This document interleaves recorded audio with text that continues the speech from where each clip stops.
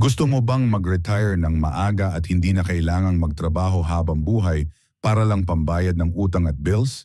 Sa video na ito, hihimayin natin ang tatlong pinakamahalagang aral na magbabago sa iyong pananaw sa pera at magbibigay sa iyo ng konkretong plano para makamit ang kalayaan. Huwag kang kukurap dahil sa dulo ng video na ito, ibubunyag ko ang brutal reality at ang exit strategy na madalas itago sa atin ng mga mayayaman. Kung seryoso ka na maging malaya bago tumanda, kailangan mong panoorin ito hanggang huli para hindi ka mauwi sa maling computation na sisira sa iyong kinabukasan.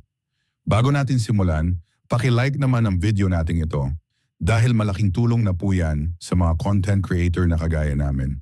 Maraming salamat po. Una, ang tunay na sikreto ng financial freedom at tamang mindset. Kailangan nating aminin na ang unang hadlang sa pag-retire ng maaga ay hindi ang maliit na sahod kundi ang maling pananaw natin sa pera mula pa nung bata tayo. Marami sa atin ang lumaki sa kultura na kapag may pera ay dapat gastusin agad o kaya naman ay ilibre ang buong barangay dahil sa takot na matawag na madamot.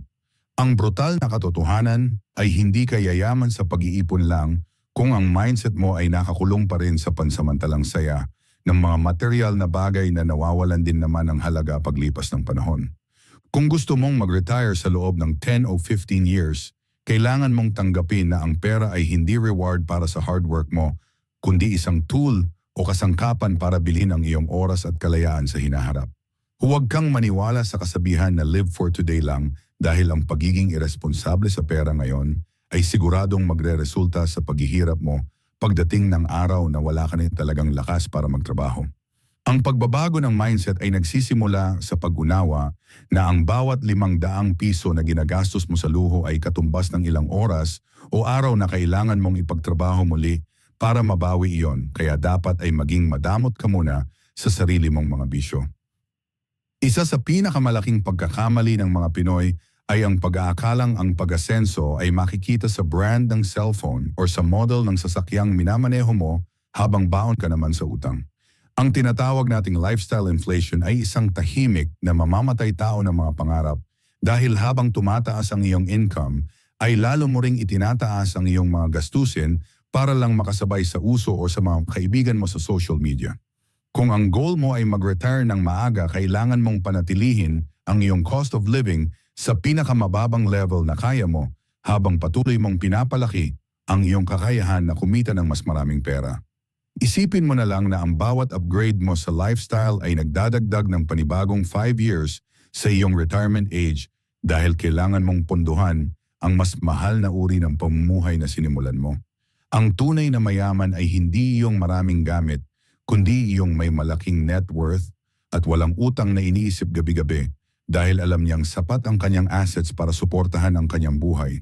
Huwag kang mahiya kung luma ang gamit mo o kung hindi ka laging nakikiuso dahil ang mahalaga ay ikaw ang huling tatawa kapag malaya ka na, habang sila ay pagod pa ring nagtatrabaho para pambayad sa credit card.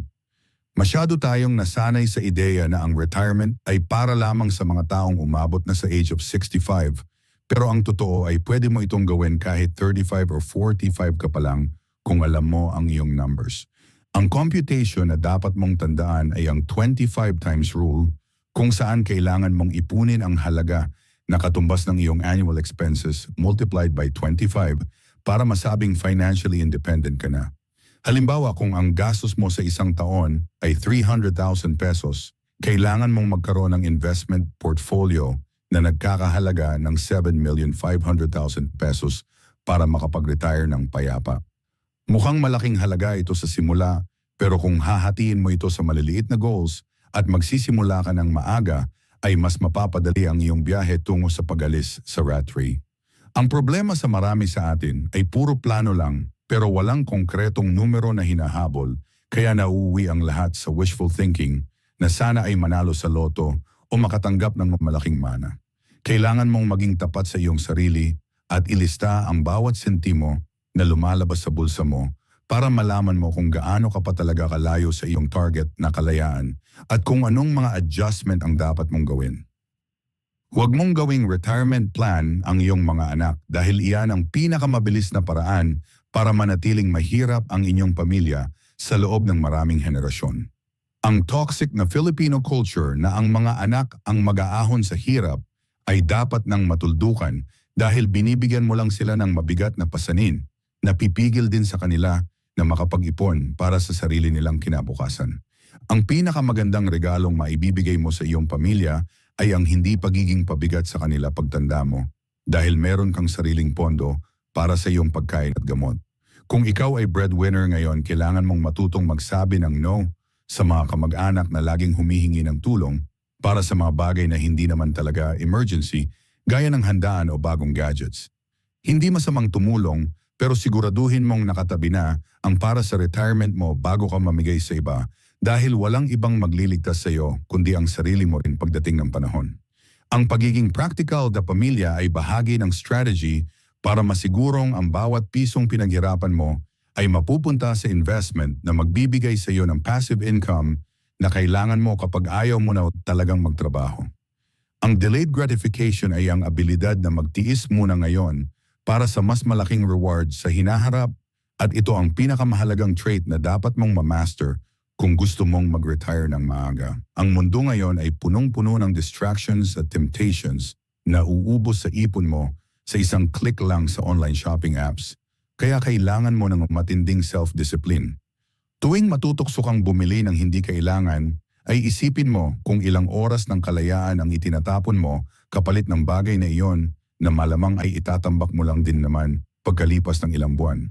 Ang pagbuo ng yaman ay isang marathon at hindi sprint, kaya hindi mo kailangang magmadali na magmukhang mayaman sa paningin ng iba habang ang bank account mo ay butas-butas naman. Mas masarap matulog sa gabi nang alam mong lumalago ang pera mo sa mga investment gaya ng Pag-ibig MP2 or stock market kaysa sa may bago kang ang sapatos pero wala ka namang kahit 1,000 pesos na emergency fund. Ang brutal na katotohanan ay ang pag-retire ng maaga ay nangangailangan ng sakripisyo at hindi ito para sa mga taong mahina ang loob at madaling madala sa pressure ng paligid. Ang disiplina mo ngayon ang magtatakda kung anong klaseng buhay ang meron ka pagdating ng 10 taon, kaya piliin mong maging matalino at wise sa bawat desisyon mo sa pera.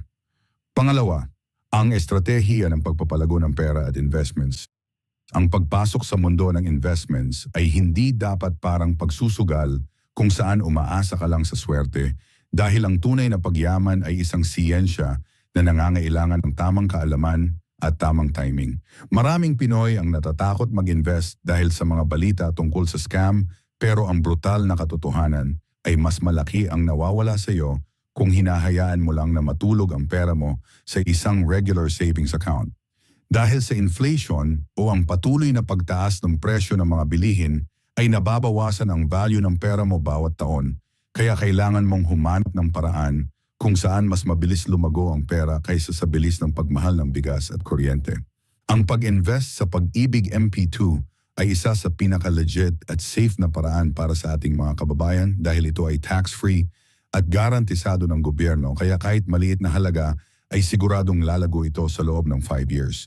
Huwag kang makinig sa mga taong nagsasabing kailangan ng milyon para magsimula dahil ang totoo ay mas mahalaga ang consistency at ang haba ng panahon na hinahayaan mong gumulong ang iyong pera kaysa sa laki ng iyong initial investment.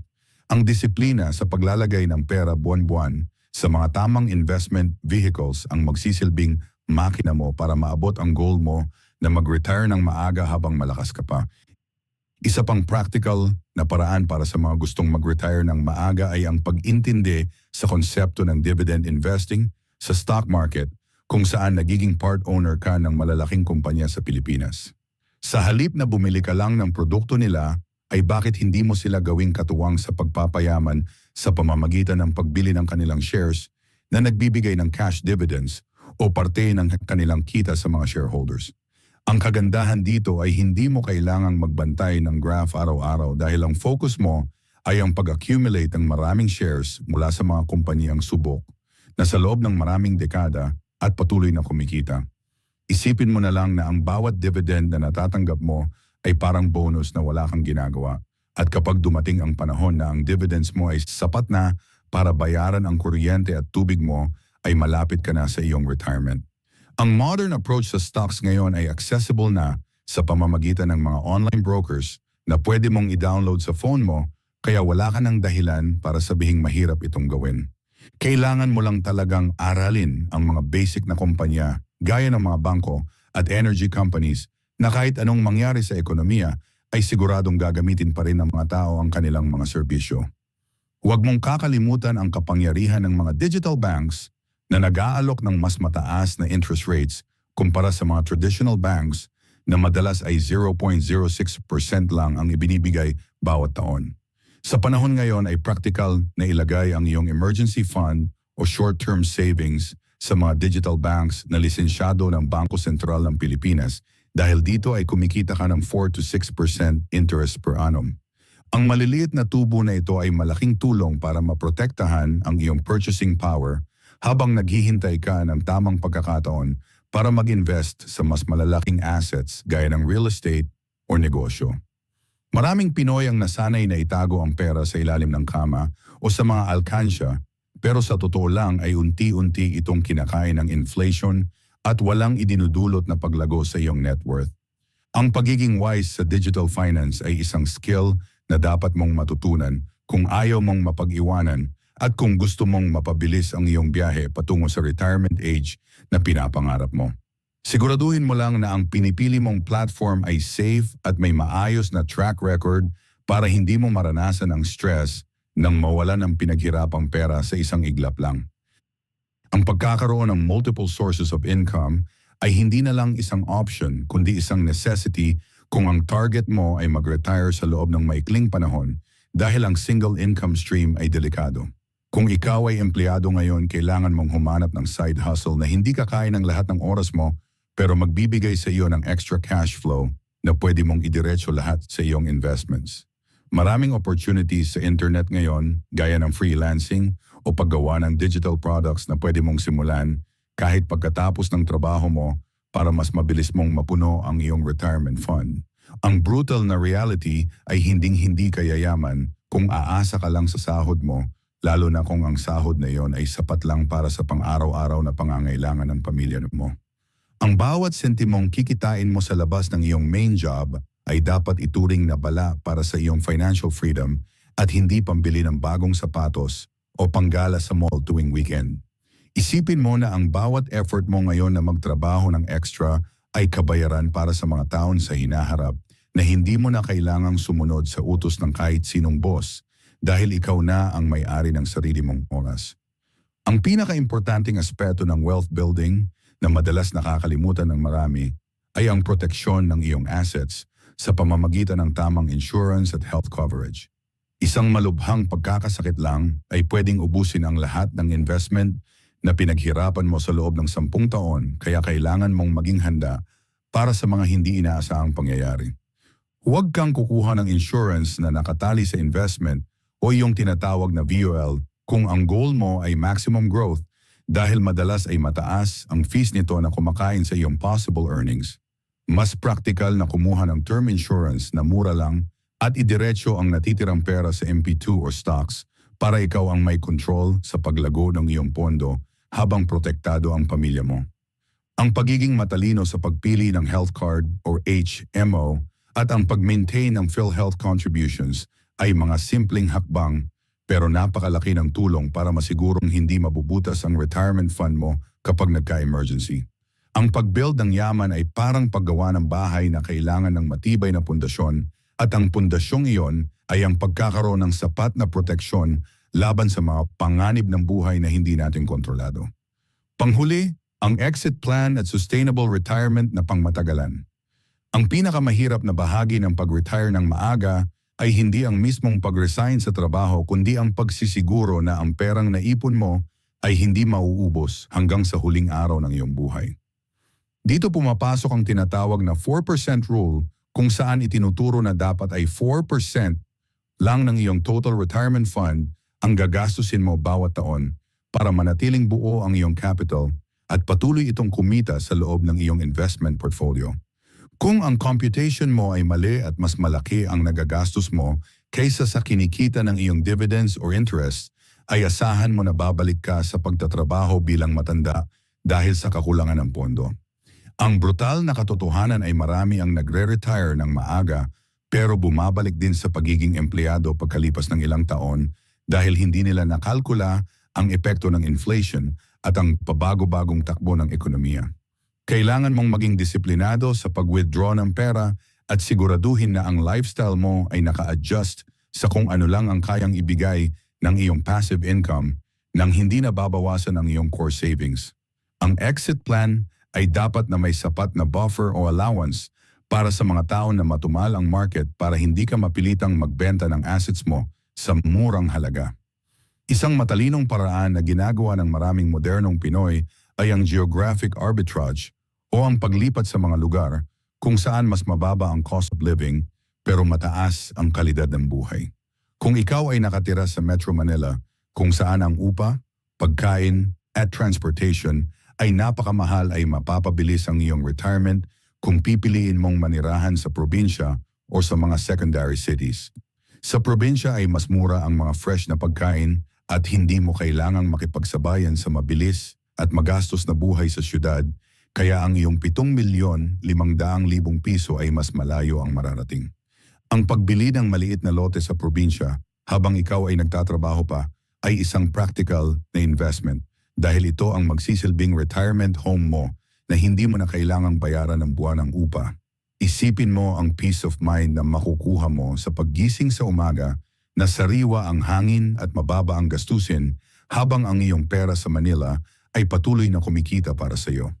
Ang pagiging practical sa location ay isa sa pinakamabilis na shortcut para masabing retired ka na dahil mas maliit na halaga lang ang kailangan mong ipunin para mabuhay ng komportable sa labas ng magulong Metro Manila. Kailangan mo ring paghandaan ang aspeto ng iyong kalusugan dahil habang tumatanda tayo ay lalong nagiging mahal ang maintenance at medical checkups na hindi pwedeng iasa lang sa swerte. Bago ka tuluyang umalis sa iyong corporate job, ay siguraduhin na meron kang personal health insurance at sapat na pondo para sa mga critical illness na hindi sakop ng regular na HMO. Maraming retirement plans ang nasisira dahil ang lahat ng naipon ay napupunta lang sa hospital bills sa loob ng isang buwan, kaya huwag mong kalimutan na ang health is wealth ay hindi lang basta kasabihan kundi isang financial strategy. Ang pag-maintain ng maayos na diet at exercise habang bata ka pa ay bahagi ng iyong retirement plan dahil ang malusog na katawan ay nangangahulugang mas kaunting gastos sa gamot pagdating ng panahon. Ang brutal na reality ay kahit gaano karami ang pera mo, kung mahina naman ang iyong katawan, ay hindi mo rin ma-enjoy ang kalayaang pinaghirapan mo sa loob ng maraming taon. Siguraduhin na sa iyong exit plan ay may nakalaang specific fund para sa healthcare expenses na hiwalay sa iyong daily living budget para protektado ang iyong lifestyle kahit anong mangyari sa iyong pisikal na kalagayan. Ang transition period mula sa pagiging busy na empleyado patungo sa pagiging retired ay nangangailangan din ng mental preparation dahil ang biglaang pagkawala ng routine ay pwedeng magdulot ng depression or boredom. Maraming tao ang nagmamadaling mag-retire pero pagdating sa bahay ay hindi alam ang gagawin sa kanilang oras kaya nauuwi sila sa paggastos ng pera para lang malibang ang sarili. Ang modern approach sa retirement ay hindi ang paghinto sa lahat ng gawain, kundi ang pagpili ng trabaho o passion projects na gusto mo talagang gawin nang hindi iniisip ang kikitain. Pwede kang mag-volunteer o kaya ay magsimula ng maliit na hobby business na magbibigay sa iyo ng purpose at social interaction nang walang stress ng isang 9-to-5 job. Ang pagbuo ng isang low-maintenance lifestyle ay hindi nangangahulugang magiging mahirap ka, kundi ang pagpili na maging simple at malaya sa pressure ng materialismong lipunan. Ang tunay na tagumpay ay ang pagkakaroon ng control sa iyong bawat oras at ang kakayahang gawin ang mga bagay na nagpapasaya sa iyo kasama ang mga mahal mo sa buhay nang walang takot sa bukas. Sa huli, ang iyong exit plan ay dapat na flexible at laging may backup dahil ang buhay ay puno ng mga sorpresang pwedeng bumago sa iyong direksyon sa isang snap lang. Huwag kang matakot na mag-adjust ng iyong target date kung sa tingin mo ay hindi pa sapat ang iyong safety net dahil mas mabuting magtrabaho ng extra 2 years kaysa mag-retire ng kulang ang pondo at magdusaw habang buhay. Ang pagiging honest sa iyong sarili tungkol sa iyong tunay na pangangailangan at ang pag-iwas sa pagkukumpara ng iyong progress sa iba ang susi para hindi ka ma-burnout sa iyong biyahe. Ang pag-retire ng maaga ay isang pangarap na kayang-kayang maabot ng bawat Pinoy kung meron lang silang tamang mapa at determination na sundin ang plano kahit gaano pa kahirap ang simula. Tandaan mo na ang bawat sakripisyo mo ngayon ay investment para sa isang kinabukasan na kung saan ikaw ang boss at ang pera mo ang nagtatrabaho para sa iyo at hindi ang kabaligtaran. Ang iyong disiplina at matalinong pagpapasya sa bawat sentimong hawak mo ngayon ang magiging ticket mo para sa isang mapayapa at masaganang retirement na hindi mo na kailangang hintayin ang edad na 65.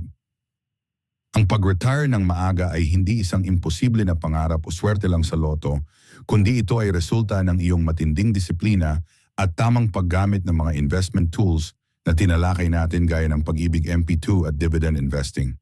Tandaan mo na ang tunay na kalayaan ay nagsisimula sa pagtanggap sa brutal na katotohanan na ang bawat maling gastos mo ngayon ay nakaw na oras mula sa iyong hinaharap. Huwag mong hayaan na kainin ng lifestyle inflation at pressure ng mga ibang tao ang iyong pagkakataon na maging malaya habang malakas ka pa. Ang pagbuo ng yaman ay isang marathon, kaya maging consistent ka sa iyong pag-iipon at protektahan ang iyong kalusugan bilang iyong pinakamahalagang asset. Ngayong hawak mo na ang tamang mapa at exit plan, ang tanging kulang na lang ay ang iyong desisyon na simula ng unang hakbang. Gawin mo ito hindi lang para sa sarili mo, kundi para sa isang kinabukasan na punong-puno ng pag-asa at tunay na kapayapaan.